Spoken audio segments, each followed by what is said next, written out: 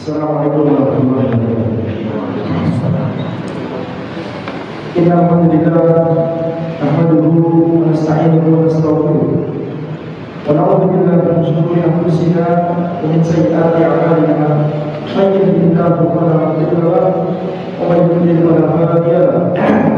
Asyhadu an la ilaha illallah wahdahu la syarika lahu wa asyhadu anna Muhammadan abduhu wa rasuluh. Allahumma shalli wa sallim ala sayyidina Muhammad wa ala alihi wa sahbihi ajma'in. Amma ba'd.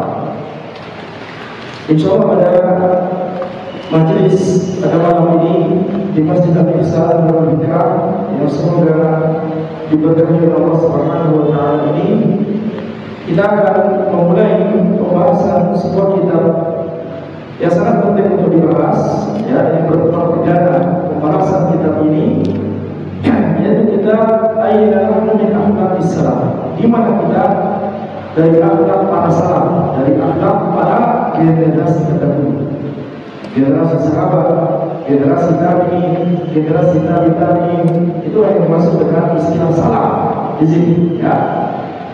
Maka kita langsung masuk pada khatimah penulis. Innal hamdalillah nahmaduhu wa nasta'inuhu wa nastaghfiruh wa na'udzu billahi min shururi anfusina min sayyiati a'malina. May yahdihillahu fala mudilla lahu wa may yudlil fala hadiya lahu. Asyhadu an la ilaha illallah wahdahu la syarika lahu wa asyhadu anna Muhammadan abduhu wa rasuluh sallallahu alaihi wasallam. Amma ba'd. Ya, ini mukadimah dari penulis. Fa innahu la yu'adda qawiyan ala kulli muslimin yuridu li nafsihi najata fid dunya wal akhirah. Sesungguhnya bukanlah sebuah hal yang sama bagi setiap muslim yang menginginkan untuk dirinya sendiri keselamatan di dunia dan di akhirat, annahu iltizama kitabillahi azza wa jalla wa sunnati rasulih sallallahu alaihi wasallam bi fahmi salafis salih wa sabilatun najah. Ya, bukanlah hal yang sama bagi seorang muslim yang menginginkan keselamatan untuk dirinya sendiri di dunia dan di akhirat, bahwa berpegang teguh kepada Al-Quran dan kepada sunnah Rasul sallallahu alaihi wasallam dengan pemahaman salafus saleh, dengan menggunakan pemahamannya sahabat, tabi'in, tabi'in, wa sabilatun najah liman yuridu li nafsihi najah. Ini adalah kapal keselamatan bagi orang yang menginginkan keselamatan. Jadi sabilatun najah sebagaimana kapalnya Nabi Nuh alaihissalam adalah cuma satu-satunya hal yang bisa menyelamatkan orang pada saat itu. Barang siapa yang tidak menaiki kapal tersebut akan tenggelam, maka demikian pula, ya, kapal keselamatan yang satu-satunya, itulah satu-satunya hal yang membuat seorang muslim itu selamat di dunia dan di akhirat, itu adalah berpegang teguh kepada kitab Allah dan kepada sunnah Rasulullah SAW. Tidak ada, ya, keselamatan selain pada hal ini. Tidak ada keselamatan pada orang yang tidak berpegang teguh kepada kitab Allah dan kepada sunnah Rasulullah SAW. Kama lam tadabbaru aydan ala qalbi ilmi al-murid bil haqqi anna mustalah salafus salih yaqsud bihi al-qurun al-mufaddal. Sebagaimana bukanlah sebuah hal yang sama bagi penuntut ilmu yang menginginkan al-haq bahwa istilah as-salafus salih, para generasi terdahulu yang saleh, yuqsad bihi al-qurun al-mufaddal. Yang dimaksud dalam istilah ini adalah generasi yang utama. Biqiyadatir Rasul sallallahu alaihi wasallam wa ba'dahu sahabatul kiram, ya, tabi'in lahum bi ihsan. Yaqsud bihi al-qurun al-mufaddalah biqiyadatir Rasul. Jadi generasi terdahulu, generasi yang paling utama, tiga generasi awal kaum muslimin dengan kepemimpinan Rasulullah sallallahu alaihi wasallam. Rasulullah sallallahu alaihi wasallam adalah pemimpin mereka. Kemudian para sahabat yang dipimpin langsung oleh Rasulullah SAW, kemudian para tabi'in yang dipimpin langsung oleh para sahabat, kemudian para tabi'in yang dipimpin langsung oleh para tabi'in. Jadi inilah generasi tiga generasi paling utama dalam Islam, as-sahabat, tabi'in, tabi'in. Walakin hunaka amrun muhimun fi manhaj as-salaf as-salih lam ya'khudh haqqahu min al-inayati bihi wa tarbiyati alayhi. Akan tetapi ada sebuah perkara yang penting pada manhaj salaf yang belum diberikan haknya, belum ditunaikan haknya. Ya, perhatian terhadap masalah ini belum ditunaikan haknya secara baik, secara sempurna. Ya, mendidik kaum muslimin dengan hal ini itu belum ditunaikan dengan baik. Apa itu? Nanti akan disebutkan oleh penulis. Ya, ma'al qana'ati tamah bi ahamiyatihi wa annahu asasun fi manhajihi. Padahal kita sudah mengetahui, kita sudah pernah qana'ah tamah, memiliki ketenangan yang sempurna bahwa inilah manhaj yang satu-satunya yang benar, yaitu mengikuti para sahabat, mengikuti para tabi'in, mengikuti para tabi'in. Itulah yang memberikan kita qana'ah yang tahu. Wa annahu asasun fi manhajihi. Ya, padahal ini juga adalah salah satu fondasi dalam beragama. Dzalika huwa ma yata'allaqu bi akhlaqihi wa sulukihi. Ya, apa? Sesuatu yang belum ditunaikan haknya dengan baik itu adalah terkait dengan akhlak dan ya adab dari para generasi terdahulu, dari para sahabat, para tabi'in, para tabi'in. Jadi maksudnya adalah ketika kita sudah mengetahui prinsip bahwa kita harus mengikuti pemahaman generasi terdahulu dalam beragama, ya, mengikuti cara beragama yang para sahabat, para tabi'in, para tabi'in, maka demikian pula, ya, kita juga harus memperhatikan masalah akhlaknya. Tidak cuma akidahnya saja yang kita ikuti, tidak cuma fikihnya saja yang kita ikuti, akan tapi masalah adab dan masalah akhlak juga harus diikuti. Faminal ma'lum annana 'indama natahaddatsu 'an manhaj as-salaf rahimahullah la na'ti dzalika 'ilman fi dhihn al-mujarrad. Merupakan sebuah hal yang sudah diketahui bersama bahwa ketika kita berbicara tentang manhaj salaf, cara beragama sesuai dengan generasi terdahulu, ya, tiga generasi pertama dalam Islam tadi, yang dimaksud itu bukanlah cuma ya ilmu teoritis saja, ilmu teoritis yang ada di benak saja, ilmu fiqh, ilmu jarah, jadi sekedar ilmu saja, sekedar wawasan, bukan hanya sekedar teori. Wa inna yashru manhajuhum al-aqidah wa tasawwur wa suluk wal akhlaq. Akan tapi manhaj mereka itu termasuk mencakup akidah, tasawwur itu apa? Pemahaman terhadap dalil, kemudian suluk, ya, akhlak, adab dan akhlak mereka, cara mereka ya mengarungi kehidupan ini, cara mereka bermuamalah, cara mereka berbuat dan bertindak, itu harus kita juga, itu harus kita pelajari juga. Ya, tak cuma hal teoritis saja, tidak cuma ya mereka mengucapkan pendapat ini, mari kita ikuti pendapat ini. Mereka memiliki pendapat ini, kita ikuti. Tafsir mereka seperti ini, kita ikuti, dan seterusnya. Ya, ini harus kita terapkan juga dalam kehidupan sehari. Ya, menerapkan pendapat-pendapat mereka dan meneladani adab dan akhlak mereka. Wa innal muta'ammil bi hayatina masyaallah ahli sunnah bi hadhihi usul muta'akhirah. Sesungguhnya orang yang memperhatikan kehidupan kita, wahai para ahli sunnah, ya, di zaman ini, di zaman belakangan ini, yulahibuna baudan syasi'ah, yulahibu baudan syasi'ah. Orang yang memperhatikan ya kondisinya ahli sunnah di zaman belakangan ini akan mendapatkan perbedaan yang besar, baudan syasi', perbedaan syasi' besar, perbedaan yang besar. Wal misalan kabira, dan akan memperhatikan, akan menemukan ada pemisahan yang besar. Ma baina muqtilin wa muqtilin min dalika baina al-janib al-ilmi an-nadhari wal janib as-suluki al-akhlaq. Antara dua hal, yaitu apa? Yaitu aspek al-ilmi al-awwali, yaitu mengikuti generasi terdahulu secara ilmu, secara pendapat, kita ikuti tafsiran, kita ikuti pemahaman fikih mereka, kita ikuti akidah mereka, kita ikuti ya pemahaman mereka terhadap hadis, kita ikuti. Ini sisi ilmi al-awwali. Kemudian ada sisi yang kedua, yaitu sisi suluki akhlak, yaitu sisi adab, sisi akhlak, sisi penerapan terhadap amalan sehari-hari. Jadi dua hal yang penulis disebutkan, dua hal yang menjadi seperti kutub, ya. Baina ma baina mukhtilif wa muqallid.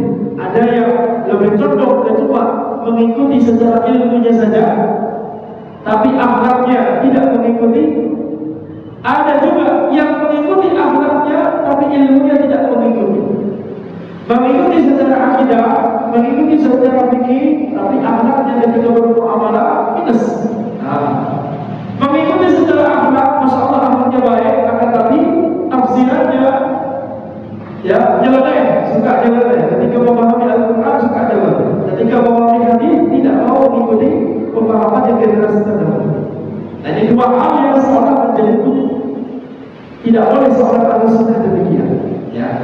Ketika kita meyakini bahwa tiga generasi pertama itu adalah tiga generasi yang paling utama dalam Islam, maka kita harus mengikuti mereka, baik dalam masalah ilmi nabwi dan juga dalam masalah suluki akhlak.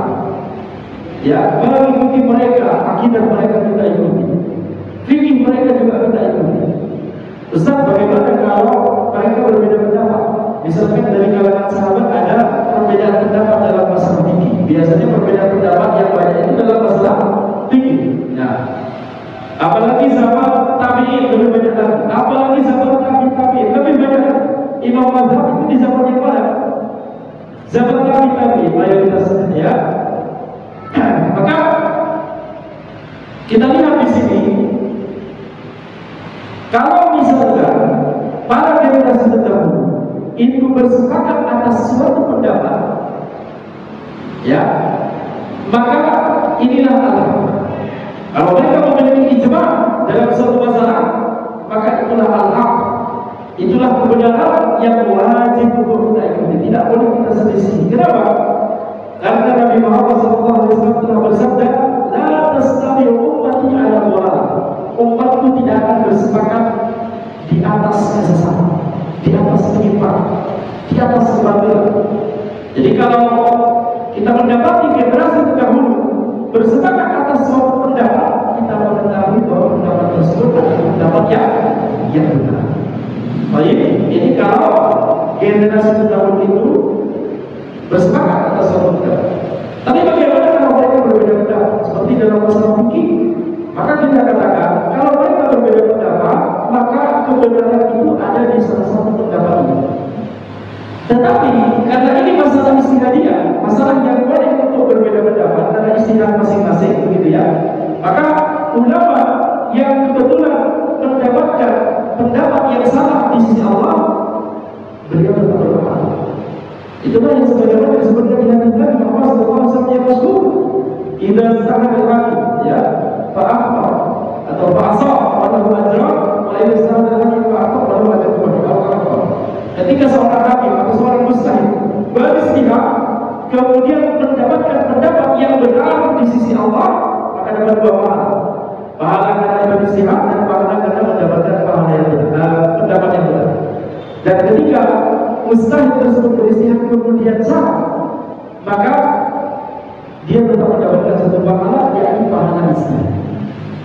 Jadi intinya tetap mendapatkan pahala. Dan kalau mendapatkan pahala itu berarti diridhoi oleh Allah Subhanahu wa Ta'ala. Betul?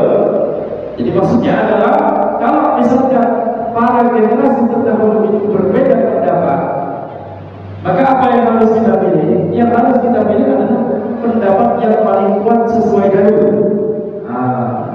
Sembari tetap bertoleransi kepada ulama yang berbeda pendapat, kepada orang yang berbeda pendapat. Kalau itu masalah istihadiyah. Kalau masalah ijma, tidak boleh berbeda pendapat. Kalau ada pendapat kedua dalam masalah ijma, pastikan adalah sebuah kesalahan. Tapi kalau itu masalah ijtihadiyah, memang dari sananya belum ada ijma, ya, kemudian ada perbedaan pendapat, maka kita harus menelaah dari itu. Kita harus meneliti dari itu, harus riset, harus melakukan telaah mana pendapat yang dalilnya lebih kuat. Contoh ijma yang baru ada di zaman ini, ya, contoh yang sering kita sebutkan, contoh ijma yang ada di zaman ini. Ijma itu tidak harus dari sejak zaman dulu, betul? Ada ijma yang baru ada di zaman ini. Itu biasanya ketika hal yang sedang dibahas itu adalah permasalahan kontemporer. Misalnya, apa hukum menggunakan mikrofon untuk azan, untuk sholat, untuk kajian, apa hukumnya? Para ulama di zaman ini ijma bersepakat bahwa hukumnya boleh. Itu contoh ijma yang baru ada di zaman sekarang. Kenapa tidak di zaman dahulu? Karena belum ada mikrofon di zaman dahulu. Ya, tidak terbayang oleh para ulama mustahil di zaman dahulu bahwa ada benda sekecil ini yang bikin suara orang jadi besar. Ya. Baru ada di zaman ini. Nah, sehingga ketika kita melihat tidak ada satu ulama pun, ulama mustahil di dunia ini sekarang yang membuat karya ilmiah membantah tentang penggunaan mikrofon untuk azan, untuk sholat, untuk kajian, tidak ada. Maka kita bisa pastikan bahwa semua ulama mustahil di zaman ini semuanya sama. Itu cara mengetahui ijma. Cara mengetahui ijma itu adalah tinggal dilihat apakah ada ulama yang mensuarakan pendapat kedua atau tidak, pendapat lain atau tidak. Kalau tidak ada, maka ijma telah terjadi. Jadi ijma itu tidak harus para ulama dikumpulkan, bikin muktamar di Bandung, kemudian disodori permasalahan para ulama, para syekh, kalau ini untuk bersihan dalam masalah mikrofon, hasilnya gimana? Ini baru bisa menjadi ijma kalau kita mengundang seluruh ulama mustahil di seluruh dunia. Betul? Dengan kisah. Jadi terjadi ijma tidak harus para ulama mustahil dikumpulkan, tetapi cukup dilihat di kajian-kajian mereka, di kitab-kitab mereka, di karya-karya ilmiah mereka. Makanya di antara termasuk yang membedakan antara orang awam dengan penuntut ilmu adalah mengetahui. Kalau kita punya sebuah permasalahan, kita mengetahui, kita mau nyari di mana penelaahan dan penelitian para ulama dalam masalah tersebut, penelitian terkini di zaman ini.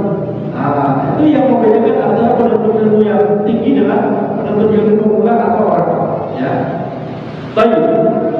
Seperti misalnya, kalau Anda berikan satu PR, tolong rangkum penelitian para ulama sebanyak mungkin tentang masalah Bitcoin.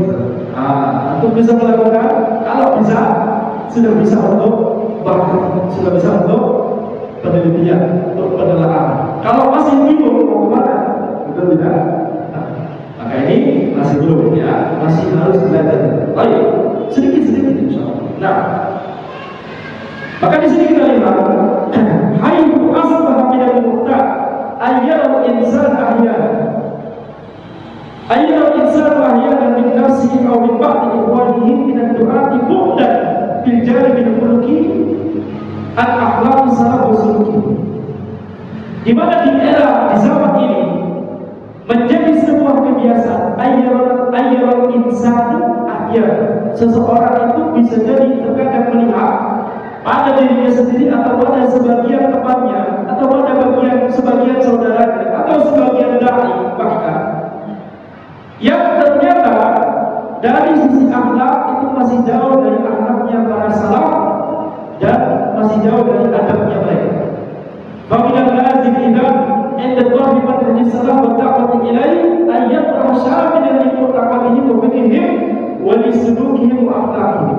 Oleh karena itu, mengingat ada fenomena ini merupakan sebuah keharusan bagi kita. Kalau kita mengajarkan manhaj salaf, kalau kita mengajarkan pemahaman generasi terdahulu, dan kita menyerukan kaum muslimin untuk berpegang teguh pada pemahamannya generasi terdahulu, maka wajib bagi kita untuk mengajarkan manhaj mereka secara yang lengkap, mengajarkan akidah mereka, mengajarkan fikih mereka, mengajarkan adab mereka, mengajarkan akhlak mereka. Fakama annahu la yuqbalu min ahadin an yaltazima bi akhlaqis salaf wa yatruku mu'taqadahum, fakadzalika la yasumu fahmu mu'taqadihim duna al-iltizami bi sulukihim wa akhlaqihim. Sebagaimana tidak boleh bagi seseorang untuk berpegang teguh pada akhlaknya para generasi terdahulu, tapi tidak mengambil akidah mereka, maka demikian pula tidak boleh bagi kita untuk memahami akidah mereka, mengambil akidah mereka, tapi tidak berpegang teguh pada adab dan akhlak mereka. Ini dua hal yang merupakan satu kesatuan. Ya, akidah mereka, fikih mereka, adab mereka, akhlak mereka, tafsiran mereka, pemahaman mereka terhadap hadis. Ini semua harus diambil sempurna. Tentunya tidak ada manusia yang sempurna, betul tidak? Pasti ada kekurangan. Terkadang kita tergelincir dalam masalah akidah, alhamdulillah kita. Terkadang kita tergelincir dalam masalah adab dan akhlak, alhamdulillah kita. Akan tetapi itu adalah yang kita bersama. Ya, tujuan kita adalah bagaimana caranya mengikuti pemahaman generasi terdahulu. Ya, bagaimana caranya mengikuti cara beragama generasi terdahulu, baik pemahaman mereka, baik muamalah mereka. Walau anna raja'na ila sirati salafin as-salih lawajadnaha ghayra mithali li hadzal manhaj al-mutakamil. Kalau kita merujuk kepada sirah para generasi terdahulu, maka kita akan mendapatkan bahwa mereka itu adalah ghayra mithali li hadzal manhaj al-mutakamil, sebaik-baik teladan bagi manhaj yang sempurna.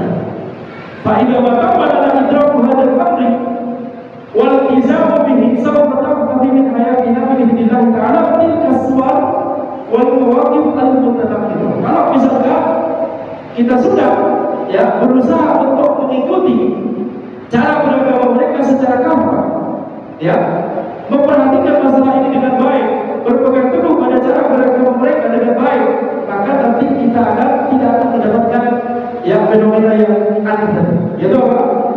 Yang cuma mengambil satu bagian tapi meninggalkan bagian yang lain, mengambil akidah tapi melupakan adab dan akhlak, mengambil adab dan akhlak tapi meninggalkan akidah.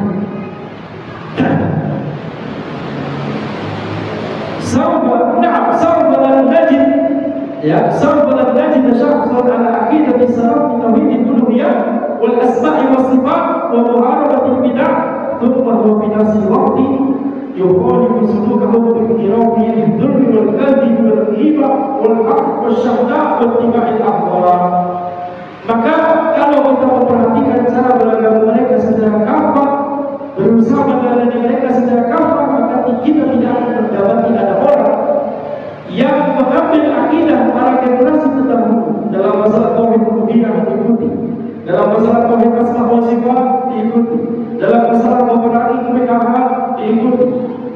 Tetapi ternyata pada waktu yang sama orang ini menyelisihi adabnya generasi terdahulu dengan cara apa? Dengan cara berbuat zalim, dengan cara berdusta, dengan cara doyan ghibah, dengan cara al-haqd, yakni hasad, benci pada orang lain, asyahda, permusuhan dengan orang lain, kebencian dan permusuhan kepada orang lain, wattiba'il ahwa, mengikuti hawa nafsu. Ini bukan karakteristiknya generasi terdahulu. Betul? Kalau kita melihat bagaimana kehidupan mereka, dan inilah yang menjadi tema utama dari kitab ini. Tema utama dari kitab ini adalah supaya kita mendapatkan gambaran tentang bagaimana kehidupan para ulama generasi terdahulu. Nah, ini adalah teori, atau bisa katakan ini teori, bukankah ini cuma perkataan kita saja. Tapi kita katakan ini awal. Kita harus mengetahui kehidupan mereka yang sahih dari riwayat-riwayat yang sahih, betul tidak? Kemudian setelah itu kita berusaha mengamalkannya. Tentunya ini belum cukup. Ini harus diimbangi dengan kita melatih adab dan akhlak kita dengan para masyayikh, para ulama, para asatidzah, para dai, para guru kita. Ketika kita bermuamalah dengan mereka, kita mempelajari adab mereka. Betul? Nah, adabnya para syekh, para ulama,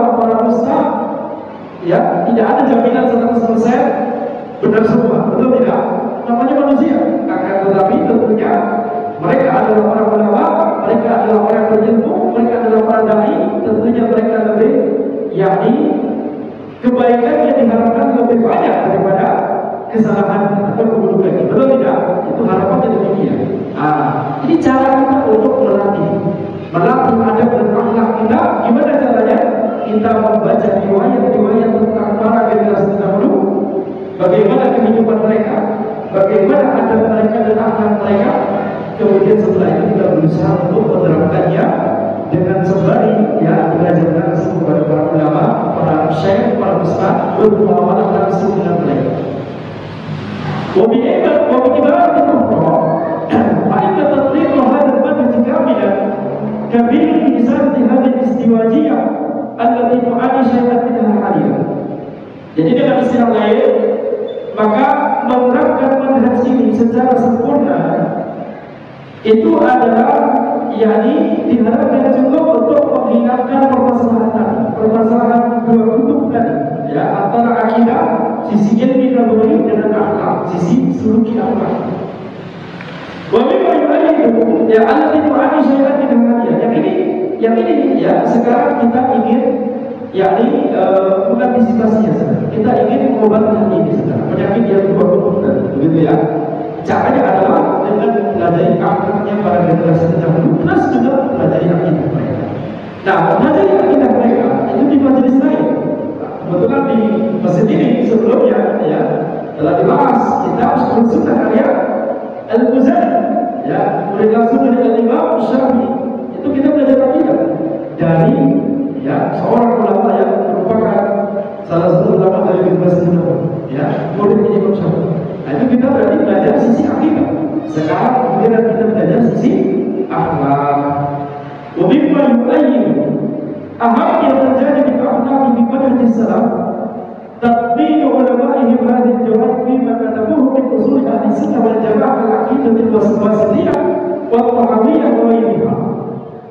Di antara yang menunjukkan pentingnya sisi akhlak dari manhaj salaf itu adalah bagaimana para ulama itu bagaimana perhatian yang mereka berikan, bagaimana usaha yang mereka berikan terhadap sisi akhlak ini. Mereka banyak menulis, ketika mereka menulis akidahnya, usulnya Ahlussunnah wal Jamaah, seperti misalkan dalam kitab akidah wasitiyah karya Syekhul Islam Ibnu Taimiyah, akidah Tahawiyah karya At-Tahawi, At-Tahawi telah ada sebutkan keponakannya Al-Muzani. At-Tahawi ini mazhabnya Hanafi, Al-Muzani mazhabnya Syafi'i. Jadi antara kaum dengan keponakan beda mazhab, tidak masalah.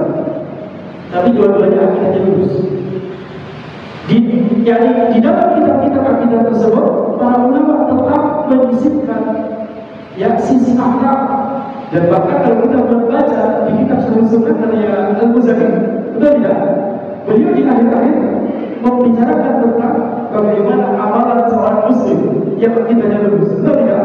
Memperhatikan amalan yang berdoa yang wajib, memperhatikan amalan yang sunnah, kemudian menjauhi yang haram, betul tidak?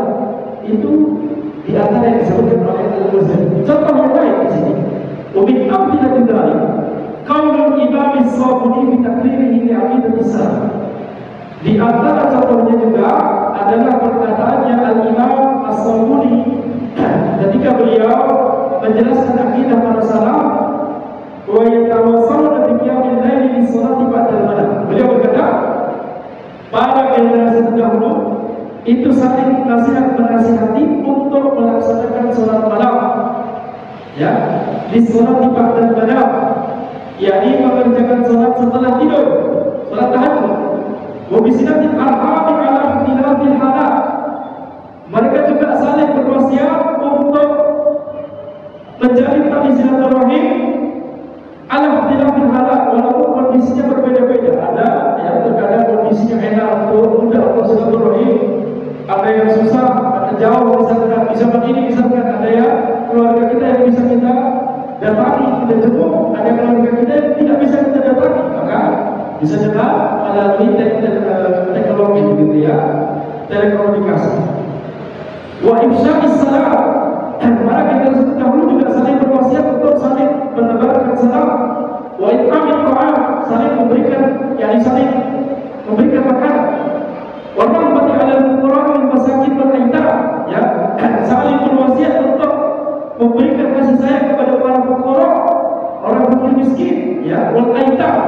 anak-anak yatim. Wal ihtibami bi umuril muslimin, dan saling berwasiat untuk memperhatikan perkara kaum muslimin. Wa ta'ammul bil ma'kal wal mashrab wal malbas wal makan wal masraf was sa'i bil khairat. Dan juga memiliki infak, yakni memiliki infak itu maksudnya adalah menjaga kehormatan, menjaga rumah, menjaga rumah atau menjaga kehormatan dalam masalah makanan. Jadi tidak berlebihan. Karena kalau makan berlebihan itu menjatuhkan rumah seseorang. Betul? Kemudian dalam masalah minuman juga, dalam masalah pakaian tidak boleh berlebihan. Dalam masalah nikah juga harus memperhatikan masalah infak. Ya, harus ketika menikah harus sesuai dengan tata cara yang syar'i. Tidak boleh dikawini dengan sesuatu yang haram. Betul? Seperti pacaran misalnya. Itu tidak menjaga infak dalam masalah pernikahan. Ketika proses pernikahan juga, ketika menjalin bahtera rumah tangga juga harus menjaga infak. Kemudian juga dalam masalah bagaimana orang tersebut membelanjakan harta dan bagaimana orang tersebut berusaha untuk mengerjakan kebaikan, harus diperhatikan masalah infak, masalah umat. Wal amru bil ma'ruf wan nahyi 'anil munkar. Demikian pula para ulama generasi terdahulu saling berwasiat untuk memerintahkan kepada yang ma'ruf dan melarang dari yang munkar. Wal bidar ila fi'lil khairat ajma'. Dan mereka berlomba-lomba untuk mengerjakan perkara kebaikan seluruhnya ajma'. Wa tiqa'i syari'at wa tiqa'a. Dan mereka saling berwasiat untuk menjauhi keburukan dari sifat tamak. Sifat tamak di sini masih terkait dengan yang sebelumnya. Tamak dalam makanan, tamak dalam minuman, tamak dalam pakaian. Demikian pula dalam pakaian tidak hanya berlebihan, yang kekurangan juga itu menurunkan rupa. Kalau pakaian tidak menutupi aurat, pakaiannya tidak menutupi aurat, ini tidak menjaga infak, menurunkan rupa. Para ulama generasi terdahulu mereka tidak hanya saling berwasiat dalam masalah akidah, tapi juga mereka saling berwasiat dalam masalah-masalah. Ini masalah apa? Ini masalah ada. Ini masalah suluk, masalah bagaimana mereka menjalani kehidupan ini. Wa yatawassalu bil haqqi was sabr. Demikian pula mereka saling berwasiat untuk menetapi kebenaran dan menetapi kesabaran. Seperti yang disebutkan di surat Al-Asr. Ini perkataan Al-Imam Sawri ketika beliau membahas menuliskan kitab akidah, beliau juga menyebutkan hal ini. Ini menunjukkan apa? Perhatian para ulama terhadap masalah ini.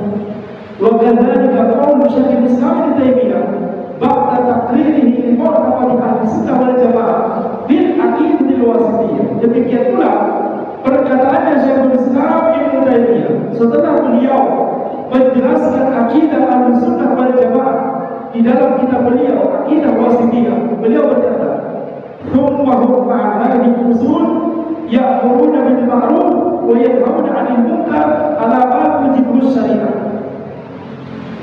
Maka demikian pula kemudian mereka itu para generasi terdahulu bersama dengan fondasi-fondasi akidah yang baru saja telah kita jelaskan kepada beliau, mereka juga memerintahkan kepada yang ma'ruf, melarang dari yang munkar, ala tujibu syariah, sesuai dengan yang ditentukan oleh syariah.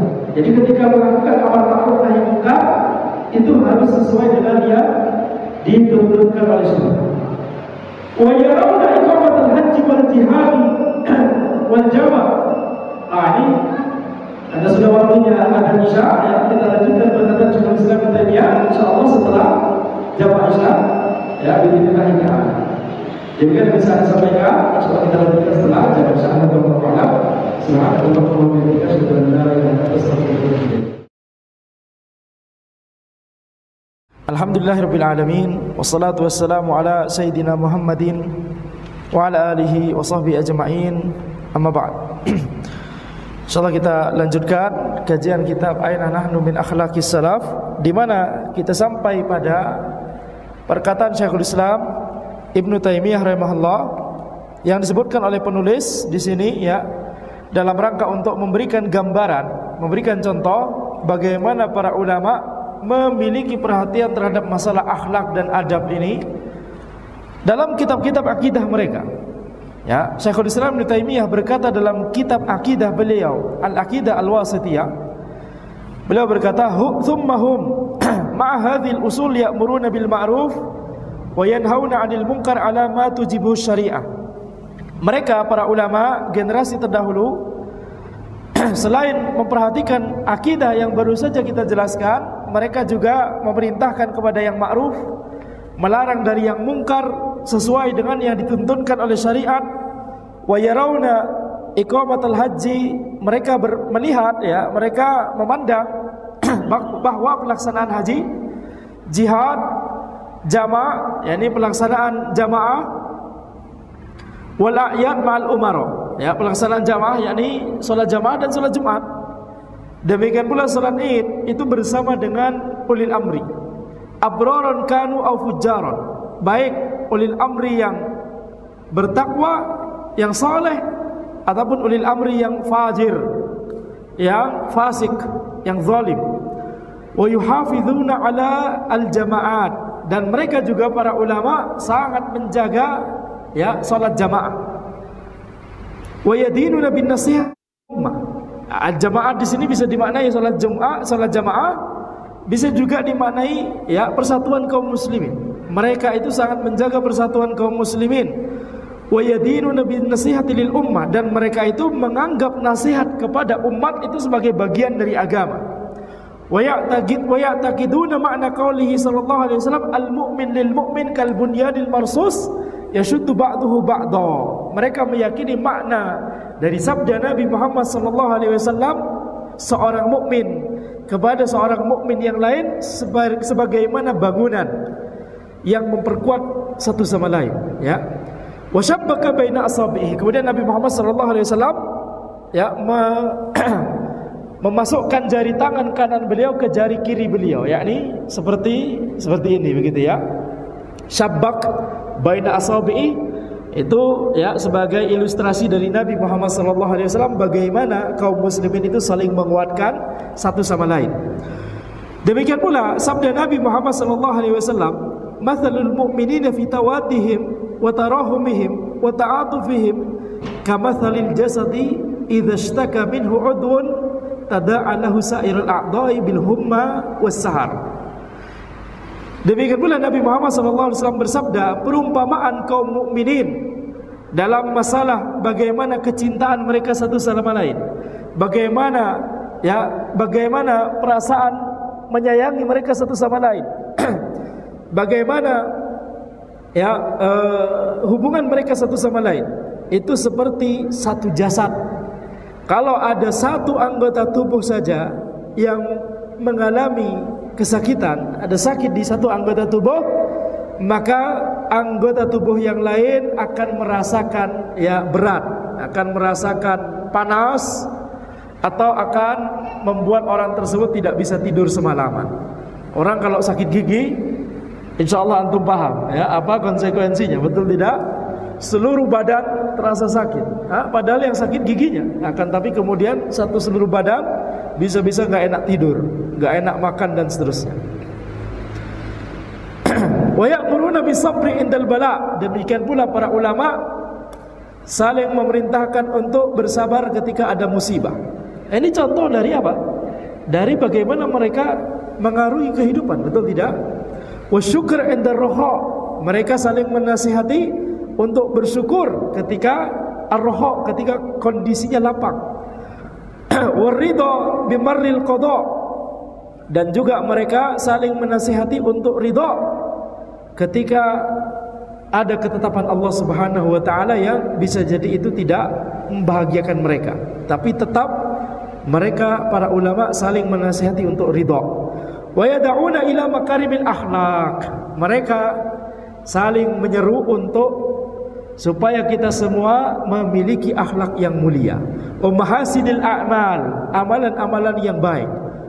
Ya, dan sebagaimana yang sering Anda sebutkan, akhlak yang baik itu terangkum dalam satu kalimat yang jami'ah, satu kalimat yang merangkum semua akhlak yang baik. Apa itu? Kaful adha wa badlu nada wa talaqatul wajah. Yaitu apa? Mencegah kemadaratan kepada orang lain, tidak mengganggu orang lain, tidak menyakiti orang lain, baik dengan lisan, baik dengan tulisan, baik dengan tangan atau perbuatan, baik dengan isyarat. Ya, seperti orang mengerjitkan dahi begitu ya, meliri atau apa dan seterusnya. Tidak memberikan kemadaratan kepada orang lain. Itu yang pertama. Yang kedua, memberikan kemaslahatan kepada orang lain, membantu orang lain, menolong orang lain, meringankan ya musibah orang lain, meringankan ya bebannya orang lain dan seterusnya. Kemudian wa talaqatul wajah, yakni menampakkan wajah yang sumringah kepada orang lain, yakni senyum, yakni tidak cemberut, tidak menampakkan wajah yang sangar misalkan begitu ya, harus menampakkan wajah yang enak dilihat kepada orang lain. Wa ya'taqiduna ma'na qaulihi sallallahu alaihi wasallam akmalul mu'minina imanan ahsanuhum khuluqa. Demikian pula para ulama, mereka meyakini makna sabda Nabi Muhammad sallallahu alaihi wasallam, kaum mukminin yang sempurna, yang paling sempurna secara iman itu adalah yang paling baik secara akhlak.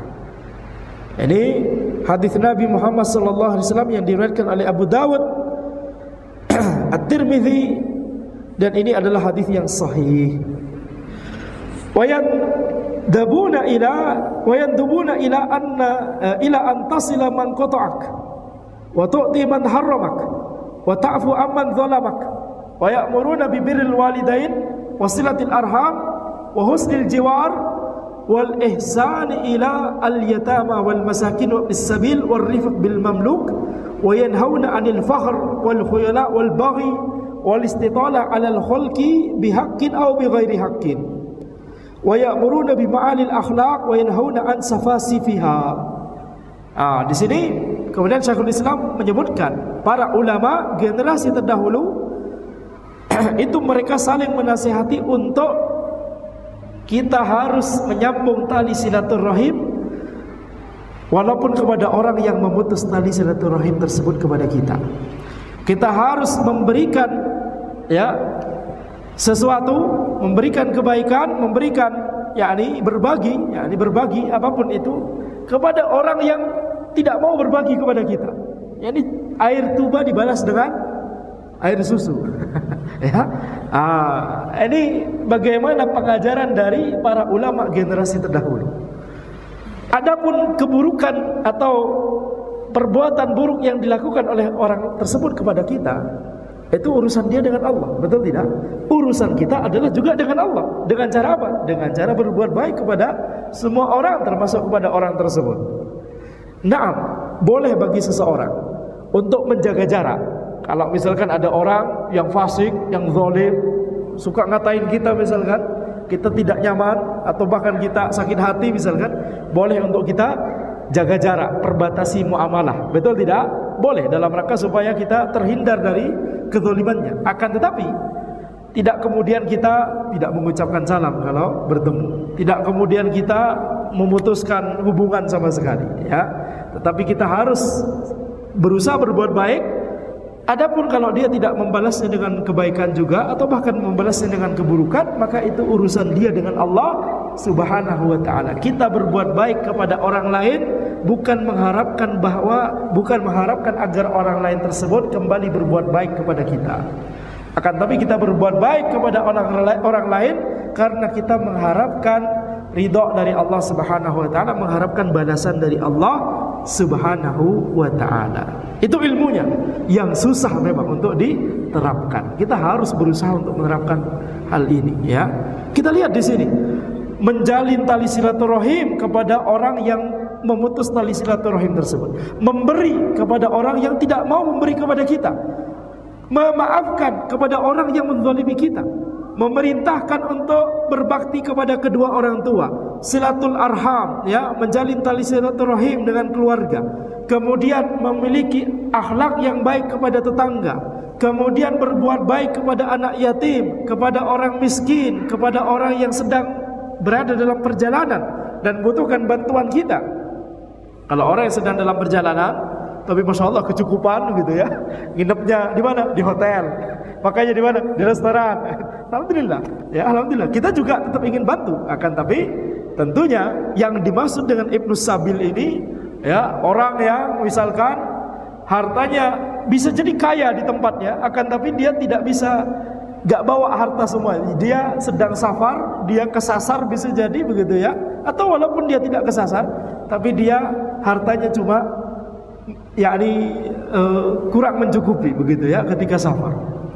Bisa jadi orang kaya di daerahnya, akan tapi ketika saat itu dia sedang safar, dia sedang membutuhkan. Ini yang harus kita perhatikan, betul tidak? Selain kita boleh juga untuk membantu orang-orang yang sedang safar, tapi masya Allah berkecukupan, tak masalah kita bantu juga, betul tidak? Apalagi kalau itu teman kita, apalagi kalau itu ya orang yang kita dekat atau bahkan keluarga sendiri misalkan. Warifaq bil mamluk, demikian pula para ulama saling menasihati untuk berbuat baik kepada mamluk, kepada para budak.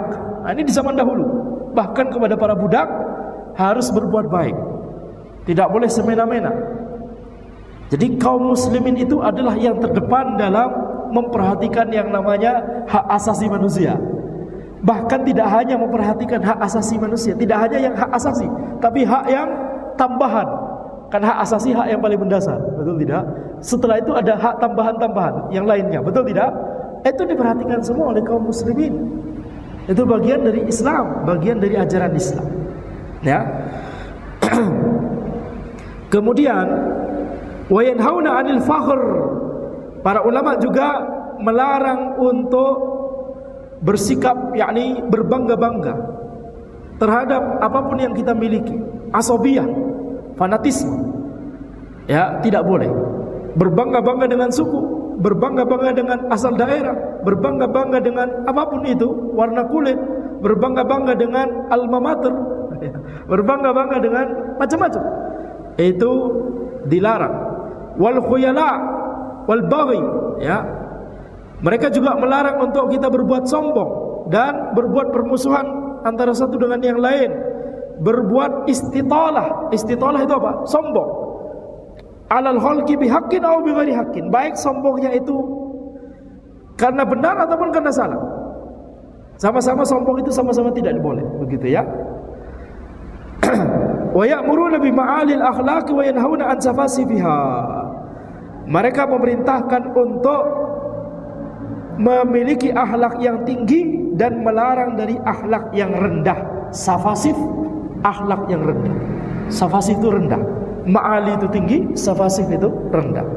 Ini perkataan Syekhul Islam Ibnu Taimiyah di kitab beliau Al-Aqidah Al-Wasithiyah. Fahadha ya'ni anna manhaj as-salaf yashmalu kilal janibain al-aqdi wal akhlaqi. Kemudian penulis berkata, ini berarti bahwa manhaj salaf itu mencakup dua sisi ini, sisi akidah dan sisi akhlak. Wa biqadri ma yahsulu minan naqsi fi ahadihima yakunu naqsu fil iltizami bihadzal manhajil azim.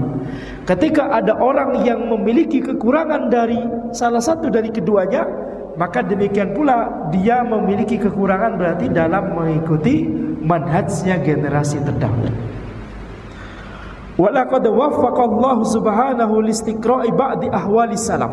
Dan Allah telah memberikan kami taufik untuk melakukan istiqra', melakukan pembacaan dan penelaahan kepada ya sebagian dari kondisinya para salaf, para generasi terdahulu.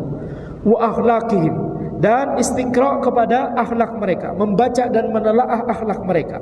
Wa dzalika fi ma katabahu al-Imam adz-Dzahabi fi kitabihil Jami' Siyaru A'lamin Nubala. Yaitu ketika para penulis ini membaca kitabnya Al-Imam adz-Dzahabi dalam kitab beliau Siyar A'lamin Nubala, wa ma katabahu Ibnul Jauzi fi sifatis safwah. Demikian pula yang ditulis oleh Ibnul Jauzi di dalam kitab beliau Sifatus Saffah, wa huwa mukhtasarun li Hilyatil Auliya li Abi Nuaim. Sifatus Saffah itu adalah ringkasan dari kitab yang lain namanya Hilyatul Auliya karya Abu Nuaim. Wa ra'ayna minal mufid ikhraj hadhil jawanib fi kitabil latifil hajab sahlil tanawul yattali'ul mar'u min khilalihi ala hadhil akhlaqis samiqah liyahtadhi hadwaha wa yata'assa biha. Maka oleh karena itu kami mendapati ya bahwa termasuk hal yang bermanfaat mengeluarkan faedah-faedah yang kami telaah dari kitab-kitab tersebut ya dalam sebuah kitab yang ringkas, yang ukurannya ringkas, yang kemudian mudah untuk dicerna, yang kemudian orang tersebut bisa membaca kitab yang ringkas tersebut untuk bisa mengetahui akhlak-akhlak yang tinggi dari para ulama generasi terdahulu.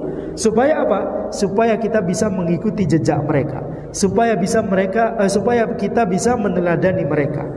Wa qad iktasarna ala jam'i hadhil athar wa tartibiha fi faqratin mutanasiqah duna ta'liqin minna 'alaiha. Kemudian ya, kami akhirnya yakni akhirnya yang dilakukan oleh para penulis, mereka berkata di sini, kami mengumpulkan riwayat-riwayat tentang generasi terdahulu tersebut, kemudian mengurutkannya dalam ya beberapa paragraf-paragraf yang saling berkaitan satu sama yang lain tanpa ada catatan tambahan dari penulis kecuali sedikit. Fahiyat tantiku bima fiha. Maka riwayat-riwayat tersebut itu biarkanlah riwayat itu sendiri yang berbicara. Tidak perlu perkataan dari kami secara panjang lebar. Biarkanlah riwayat-riwayat tentang generasi terdahulu tersebutlah yang berbicara. Walam yakun minna illa wad'u anawinil faqara. Dan kami tidak melakukan di sini, yang kami lakukan cuma hanya ya memberikan judul terhadap paragraf-paragraf tersebut. Itulah yang kita sebut sebagai subbab nanti. Atau boleh kita sebut sebagai bab, tapi babnya ringkas-ringkas gitu ya. Wa tawdihi ma'ani ba'dil kalimat wa tahrijil ayati wal ahadits bil hamish. Dan yang dilakukan oleh penulis juga memperjelas makna dari sebagian kalimat yang mungkin susah untuk dicerna, dan kemudian memberikan catatan tentang ayat dan hadis. Ayat ini surat berapa, nomor berapa. Kemudian hadis ini diriwayatkan di kitab hadis yang mana, nomor berapa. Itu namanya tahrijul ayat wal ahadits. Itu dilakukan di mana? Di catatan kaki ya, di kitab ini. Wa kadza asbu hadhil athar ila makaniha fi siyar au sifatis saffah. Demikian pula riwayat-riwayat yang akan disebutkan di sini akan disebutkan juga sumbernya, antara di kitab Siyar A'lamin Nubala karya Az-Zahabi atau di kitab Sifatus Saffah karya Ibnul Jauzi. Wala yakhfa 'alal qari'il karim anna hadzal majmu'a huwa ikhtiyaratun wa qutufun min siyaris salaf lam tujma' ala wajhil isti'ab wal hasr. Maka tidak samar bagi para pembaca yang mulia bahwa kumpulan riwayat-riwayat ini adalah pilihan. Ini adalah sebagian saja, kutuf, yakni pilihan saja. Yang kutuf itu sesuatu yang dipetik, yakni tidak semua, gitu ya. Kecuali kalau antum metik buah, dipetik semua, gimana? Ini masuk kutuf, yakni cuma sebagian saja.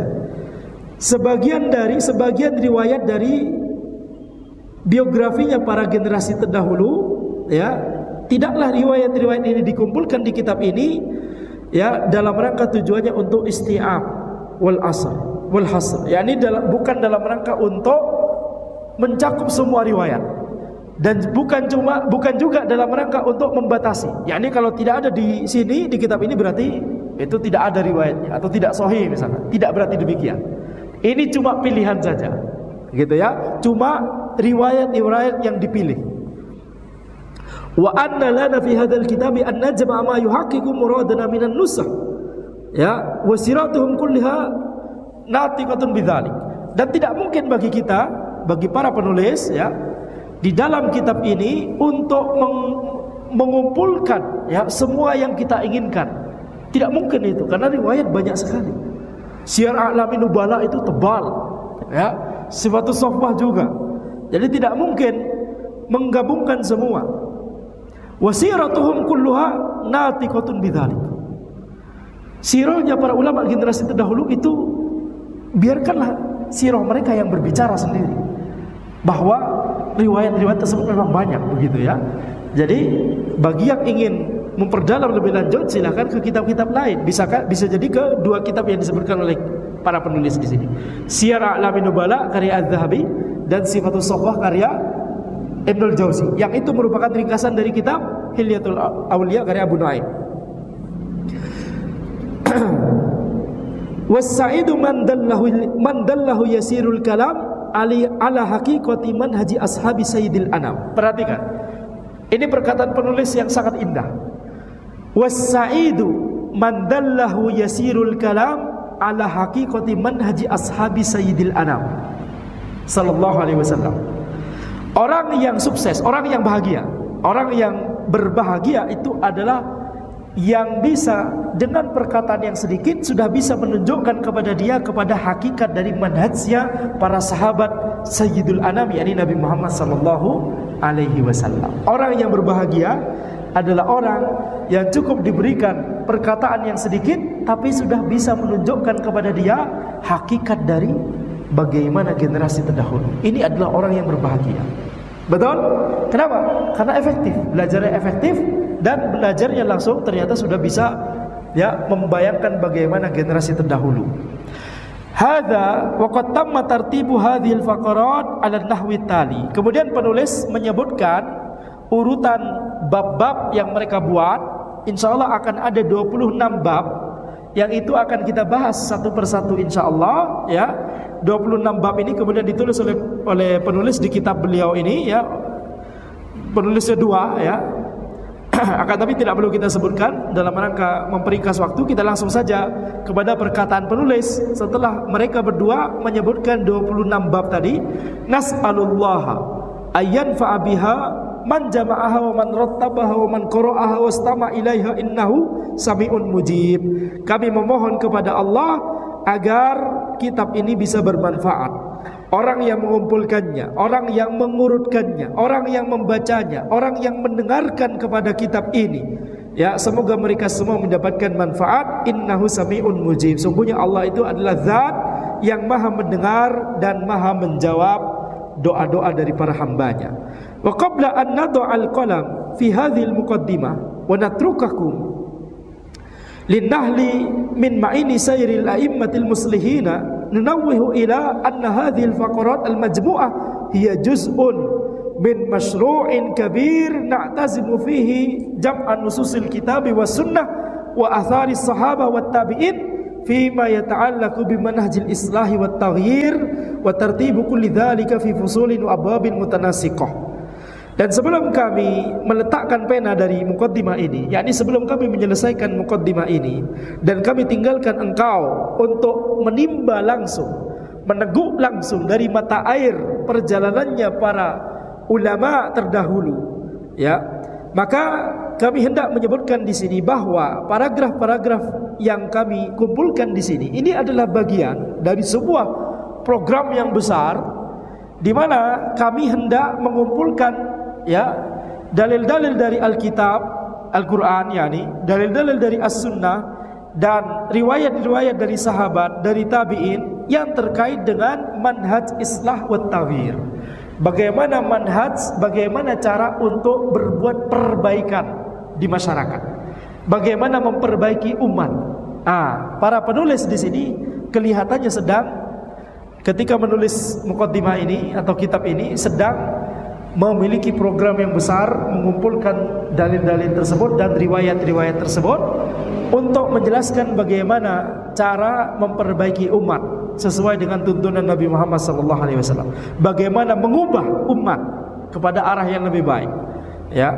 Wa tartibu kulli dzalika fi fusulin wa abwabin mutanasiqah. Dan kemudian setelah dikumpulkan, kemudian diurutkan dalam bab-bab yang itu saling teratur berkaitan satu sama lain. Nas'alullah at-taufiq was sadad wa ayyutammima lana hadzal amr bi khairin wa yu'amma bi naf'ihi ad-du'at wal muslihin wa sairul muslimin wa akhiru da'wana alhamdulillahi rabbil alamin.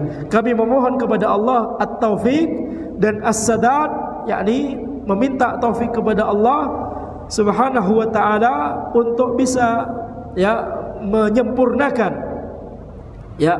kitab ini, menyempurnakan amalan ini dengan kebaikan, dan semoga kitab ini manfaatnya bisa luas, bisa meluas kepada para dai, para orang-orang yang ingin berbuat islah, berbuat perbaikan, dan juga kepada seluruh kaum muslimin yang lain. Wa akhiru da'wana alhamdulillahirabbil alamin. Dan seruan kami yang terakhir adalah mengucapkan kalimat alhamdulillahi rabbil alamin. Abdul Aziz bin Nasir Al-Jalil, kemudian Bahauddin Akil, ini adalah penulisnya. Ya. Kemudian masuk bab pertama. Ini insyaallah akan dibahas di pertemuan berikutnya. Akan tapi dalam rangka supaya antum mengetahui sedikit bagaimana kira-kira apa yang akan dibahas oleh penulis di kitab ini. Tentunya tidak semua punya kitabnya, betul tidak? Akan ana bahas 1 atau 2 riwayat, betul tidak? 5 menit saja insyaallah, 1 atau 2 riwayat dari bab pertama. Bab pertama adalah tentang as-salafu wal ikhlas was sidq. Para salaf, para ulama generasi terdahulu, dan ikhlas dan sidq, kejujuran. Bagaimana mereka melaksanakan keikhlasan, bagaimana mereka melaksanakan as-sidq, kejujuran. Kejujuran di sini maksudnya adalah kejujuran dalam perkataan dan kejujuran dalam perbuatan. Kejujuran dalam perkataan yakni tidak berbohong. Kejujuran dalam perbuatan yakni perbuatannya itu sama dengan apa yang dia ucapkan. Perbuatannya itu sama dengan apa yang dia ajarkan dan apa yang dia ilmui. Riwayat yang pertama, An Bakar bin Ma'iz qala ma ru'ya ar-Rabi' mutatawwi'an fi masjidi qaumihi qad illa marratan wahidah. Riwayat yang pertama dari Bakar bin Ma'iz, beliau berkata, tidaklah Ar-Rabi' dilihat sama sekali, tidak pernah Ar-Rabi' kelihatan melakukan salat sunnah di masjid kaumnya sama sekali, kecuali 1 kali saja. Khalas, ini riwayat pertama. Tidak pernah Ar-Rabi' kelihatan sama sekali melakukan salat sunnah di masjid kaumnya kecuali cuma 1 kali saja. Berarti di mana salat sunnahnya? Di rumah. Bukan berarti nggak salat sunnah sama sekali, bukan ya. Tapi salat sunnahnya di rumah. Pertama, siapakah Ar-Rabi' yang disebutkan oleh perawi di sini? Ar-Rabi' yang dimaksud adalah Ar-Rabi' bin Khuthaim, seorang tabi'in. Ar-Rabi' bin Khuthaim, seorang tabi'in. Tidaklah Ar-Rabi' bin Khuthaim ini kelihatan salat sunnah di masjid kaumnya, yakni di masjid terdekatnya, di masjid yang sering beliau melakukan salat 5 waktu. Tidak pernah kelihatan melakukan salat sunnah kecuali 1 kali saja. Ini menunjukkan apa? Ini menunjukkan bagaimana semangat beliau untuk melakukan salat sunnah di rumah. Dan ini telah disabdakan oleh Nabi Muhammad SAW bahwa salat sunnah itu lebih afdal dilakukan di rumah. Ya, tetapi boleh untuk dilakukan di masjid. Boleh, tetapi lebih afdal di rumah. Ar-Rabi' ingin melakukan yang paling afdal tersebut, yang lebih afdal tersebut, yaitu di mana? Di rumah. Tujuannya apa? Ini masuk dalam keumuman kaidah, yaitu menyembunyikan amalan, kecuali amalan yang tidak bisa disembunyikan. Contohnya sholat Jumat. Atau bisa tidak? Sholat Jumat Anda nggak pengen kelihatan oleh orang lain, Ustaz. Ustaz, Anda jadi khotib sholat Jumat, tapi Anda nggak pengen kelihatan jadi orang lain. Gimana? Nggak pengen kelihatan oleh orang lain, tapi jadi khotib dan imam sholat Jumat? Tidak bisa. Ya, amalan-amalan yang memang tidak bisa disembunyikan, itu tidak masalah. Sembari terus tetap memerangi supaya apa? Supaya tidak terjatuh kepada riya. Betul tidak? Tapi amalan yang masih bisa disembunyikan itu berusaha disembunyikan. Ini contohnya. Mau contoh yang kedua? Contoh yang kedua. Tapi nanti insya Allah di pertemuan berikutnya ini nanti kita bahas lebih terperinci insya Allah. Taib. Wa an Sufyan qala ahbaratni murriyatur Rabi' bin Khuthaim qalat kana amalur Rabi' kulluhu sirran in kana la yaji'ur rajulu waqad nasara al-mushaf fayutihi bi thawbihi. Dari Sufyan bahwa beliau berkata, telah mengabarkan kepadaku Murriyahnya Ar-Rabi bin Hutsaim. Siapa Murriyah? Murriyahnya Ar-Rabi bin Hutsaim. Murriyah ini bisa jadi anaknya Ar-Rabi atau bisa jadi budaknya Ar-Rabi. Intinya orang dekatnya Ar-Rabi. Murriyah ini yang mengabarkan kepada Sufyan. Ya, Murriyah ini berkata, kana amalur Rabi kulluhu sirrun. Amalannya Ar-Rabi itu semuanya diam-diam. Yani amalan yang bisa diam-diam, bukan amalan yang harus berjamaah begitu ya. Salat Jumat, salat Id, ngajar ilmu itu tidak bisa diam-diam.